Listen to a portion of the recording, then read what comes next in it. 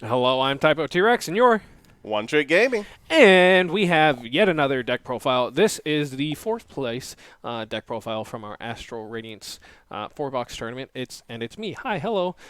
So this is actually the deck that I've been playing since Brilliant Stars came out, and in every box tournament that I've played in locally, I have made it into the top cut in the pricing. So I'm very proud of this. It is an Arceus. I've been calling it Arceus Dark Box because at the beginning it leaned more towards the dark variant and less towards the birds, but everyone else calls it ADP birds.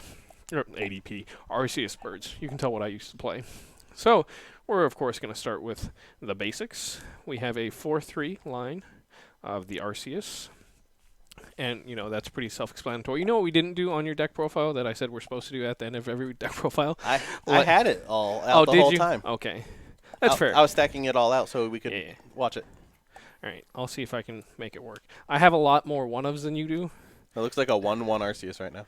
Okay. There you go. My camera keeps moving, so I'm not used to it. So we have the one Hoopa V, and that's in there specifically for basically any of the rapid strike matchups. Being able to revenge kill a rapid strike Urshifu VMAX is phenomenal. I know it has won me quite a few games.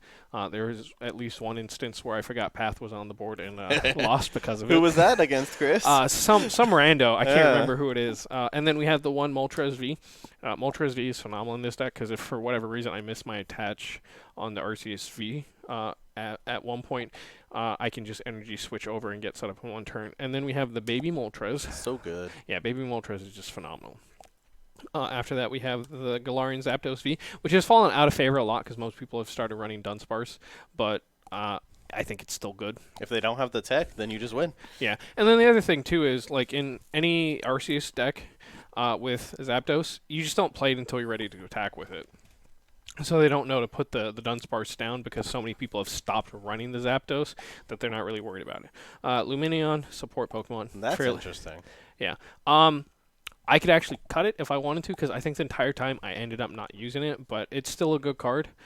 There was one time where I discarded it. It's like, man, I really wish I hadn't done that because I would really like to be able to get it now. The Crobat V, again, more consistency. I play, I think, more Ultra Balls than most other Arceus decks do, so Crobat's actually really good in my deck. And, of course, the one copy of Zigzagoon. So good. The one copy of Zigzagoon is phenomenal because it lets Arceus V start with the command or choice belt on it and the double turbo on it knock out most Vs. So Zigzagoon is MVP sometimes. So good. Up next, we're going to have the Ultra Balls, 4 copies of Ultra Ball, because that is my only way to search for Arceus V-Star, so I maxed out on it. Up next is 4 copies of Quick Ball. Look at the number of basic Pokemon I play, and you have to play 4 Quick Balls. All right, up next is 4 Professor's Research. Oh, wow. Thick. I hate losing the path. So I'm like, all right, if you're going to path me, I'm just going to research and I'm going to dig for one of my things, one of my stadiums, which I play more stadiums than most people do too because I got so tired of losing the path. Up next is 3 copies of Marnie because if I don't have a good hand, I'm going to find one. I think originally, before I went in, I was going to take out a copy of Marnie and put in a Palpad because that's what most people have been doing with the meta. But one, I couldn't find a Palpad, and when I was playtesting with the Palpad, I hated it. Palpad was never relevant when I drew it. It's always in your opening hand. Yeah, yeah, and it's so awkward. Up next, 3 copies of Boss. It's Boss's orders. It's fairly self-explanatory. The 1 copy of Raihan. If you draw Raihan or search for Raihan at the right time, he wins games. The 1 copy of Clara, it's basically just there for the baby Moltres, and sometimes if I get to do some shenanigans with the baby Zigzagoon, it's worth it. But that's why there's only 1 Clara. I think originally I tried 2 Clara and 2 of the baby Moltres, and it was just too cloggy. It wasn't really worth it. 1 copy of Sharon's Care. I hate this card, but I love this card. Did you play it today? I did not play it a single time today. And the one time I wanted to, it was in my opening hand and I had to discard it. So I was like, no. Very upsetting. Up next, we have Air Balloon, because you need pivots, because that's good.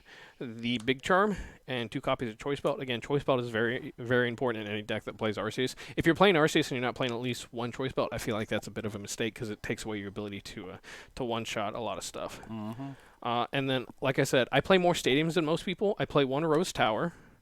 just because I didn't want to play 3 training courts.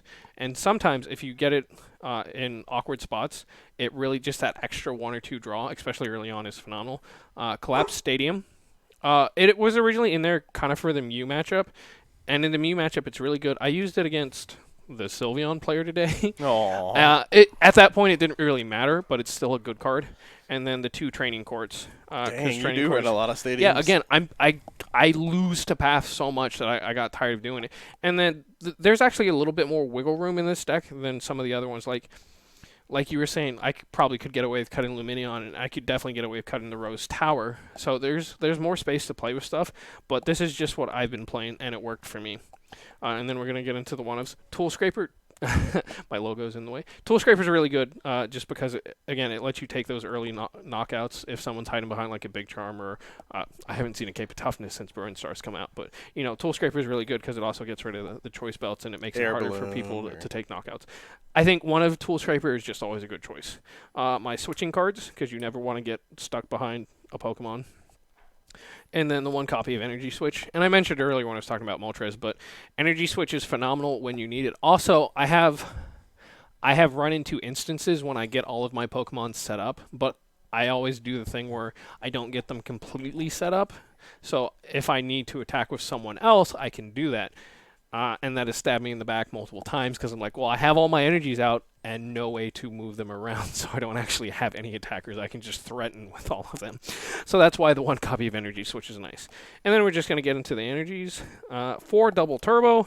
It's Arceus. I was originally playing 3, but sometimes it's rough when you don't get a double turbo. So I just went ahead and maxed out on that and took out some like the extra cards like the Ditto and the Baby Hoopa. And then I play 7 Dark Energies. Dark Energies because it is mostly a dark deck. And then the 2 copies of the Fighting Energies for the Zapdos. And most of my Pokemon have at least 1 colorless on their attacks. So if I have to attach a Fighting Energy to someone else, it's not the end of the world. And then if I need to get it back to make Zapdos live, I have the Training Quartz and the Claw. So it's not a big deal. Absolutely. Yeah.